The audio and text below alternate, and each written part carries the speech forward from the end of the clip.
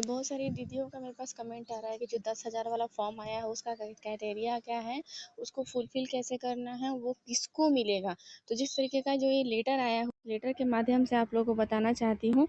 आप लोग थोड़ा ध्यान से देखिएगा। ये है हमारा ये जो हमारा आया हुआ है फॉर्म, वो है मुख्यमंत्री महिला रोजगार योजना के तहत आया हुआ है। इसकी मार्गदर्शिता भी आ चुकी है। इसका लेटर आ गया है जो कि 1 तारीख को पटना सचिवालय की तरफ से भेज दिया गया है। तो हम लोग इसको आइए मैं आपको इसके बारे में डिटेल बता देती हूँ करना क्या है। इसमें बेसिकली क्या है, इसमें लिखा हुआ है बिहार सरकार के द्वारा राज्यों के सभी परिवारों को एक महिला को अपनी पसंद का रोजगार शुरू करने के लिए आर्थिक सहायता प्रदान करने का उद्देश्य मुख्यमंत्री के द्वारा लिया गया। और ये है मुख्यमंत्री महिला रोजगार योजना के तहत प्रारंभ किया गया है। इसमें करना क्या है बेसिकली कि जो भी हमारे दीदियाँ हैं, एक घर में अगर एक चूल्हा जलता है तो एक चूल्हा में एक घर में किसी भी एक दीदी को अपना मन पसंदीदा रोजगार करने के लिए उनको पहला जो किस्त है 10,000 का मिलेगा।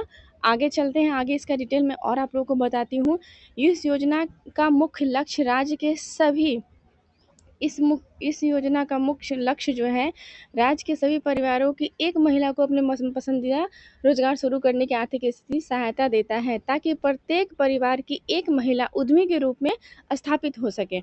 उसी तरीके से इसमें नोट डाउन किया गया है कि राज्य के सभी परिवारों की महिला को अपनी पसंद के रोजगार हेतु 10 रुपये की राशि प्रथम किस्त के रूप में दी जाएगी और महिलाओं द्वारा रोजगार शुरू करने के बाद शीघ्र ही आकलन करने के उपरांत उनका जैसे कि मान लीजिए किसी ने एक परचून का दुकान खोला, ठीक है।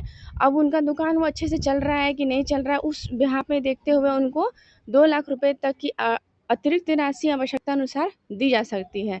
इस योजना की क्रियान्वित बिहार ग्रामीण जीविकोपार्जन प्रोत्साहन समिति यानी जीविका के द्वारा की जाएगी। जिस यहाँ पे देख सकते हैं आप लोग, स्पष्ट रूप से ये बातें लिखी गई हैं कि जो हमारे इस योजना का क्रियान्वित बिहार ग्रामीण जीविकोपार्जन प्रोत्साहन समिति यानी जीविका के द्वारा की जाएगी। चलते हैं नेक्स्ट टॉपिक देखते हैं इसमें और क्या इंपॉर्टेंट चीज़ें लिखी गई है, जो कि यहाँ पे आप देख सकते हैं। टॉपिक बाय टॉपिक दिया गया है कि इस योजना के अंतर्गत आप टॉपिक 1 अगर पढ़ते हैं, इसमें लिखा गया है कि योजना के अंतर्गत परिवार के अध्यक्ष आशय जो भी परिवार पे आश्रित हैं, पति पत्नी और उनके अविवाहित बच्चे, अविवाहित वयस्क महिलाएं जिनके माता पिता जीवित नहीं हो, उन्हें योजना के जो भी एकल परिवार माना जाएगा उसके नियमानुसार उनको लाभ दिया जा सकता है। दूसरा टॉपिक ये है कि जीविका स्वयं सहायता समूह से जुड़े सभी सदस्य एक परिवार से एक महिला इस योजना के लाभ हेतु पात्र हो सकती हैं। उन्हें विभिन्न पात्र से संबंधित ग्राम संगठन में होना चाहिए, ग्राम संगठन से आवेदन उनका आना चाहिए। वो आवेदन कैसे करेंगे उसका भी डिटेल हम आगे बताएंगे आप लोगों को।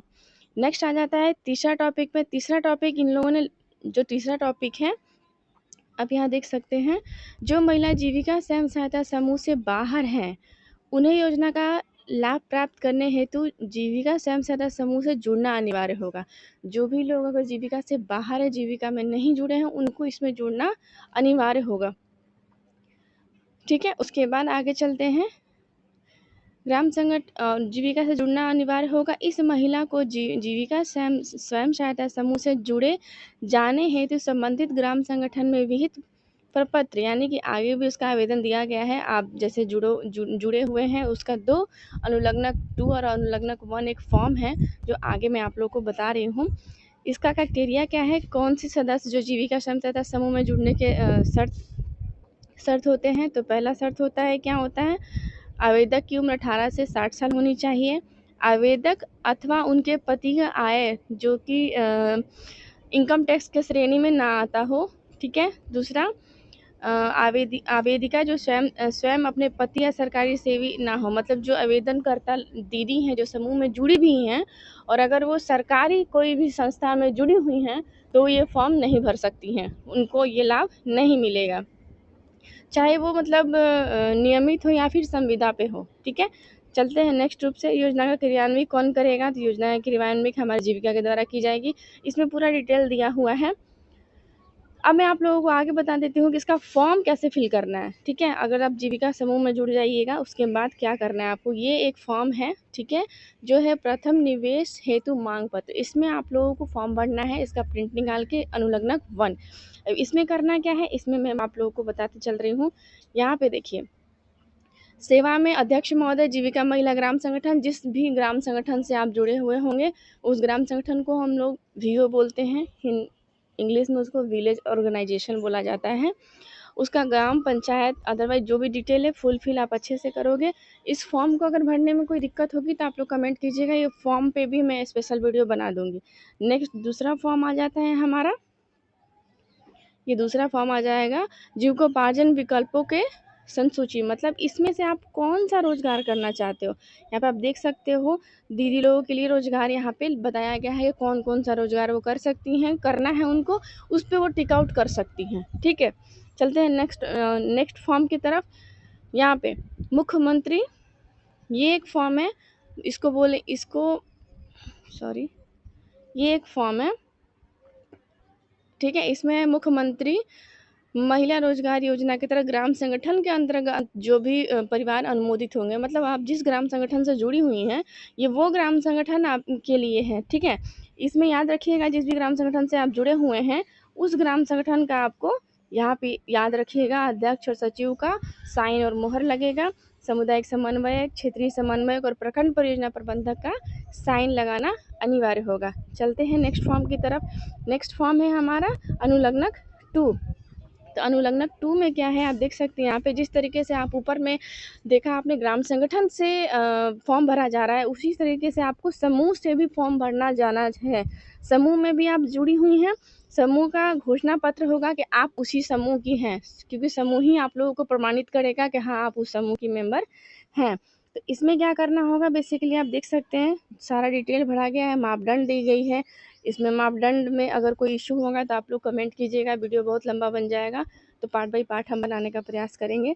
तो ये अनुलग्नक 2 में आप ग्राम संगठन अनुलग्नक 2 में समूह से आपको प्रमाणित करवाना है। चलते हैं नेक्स्ट टॉपिक की तरफ। यहाँ पे एक चीज़ और मैं आप सब लोगों को बता दूं, आप नीचे कॉमन करते जाइएगा कि नीचे हर जगह साइन है, तो हर जगह आप आवेदक करता जहाँ साइन करेंगे वहाँ आवेदक करता साइन करेंगे, और जहाँ पे ग्राम संगठन का साइन है वहाँ पे ग्राम संगठन साइन करेंगे। और ये सारा फॉर्म भर के आप लोगों के अपने क्षेत्र से संबंधित जो CLF है, जिसको हम लोग क्लस्टर लेवल फेडरेशन बोलते हैं, आप लोगों को वहाँ जमा करना है। और अगर आप वहाँ नहीं जानते हैं, आप नए हैं, तो आप अपने क्षेत्र से संबंधित जो CM हैं, कमिटी मोबिलाइजर, जो आपके मतलब समूह की देखरेख करती हैं, समूह चलाती हैं, आप उनको ये फॉर्म दे सकते हैं। उसके बाद आगे की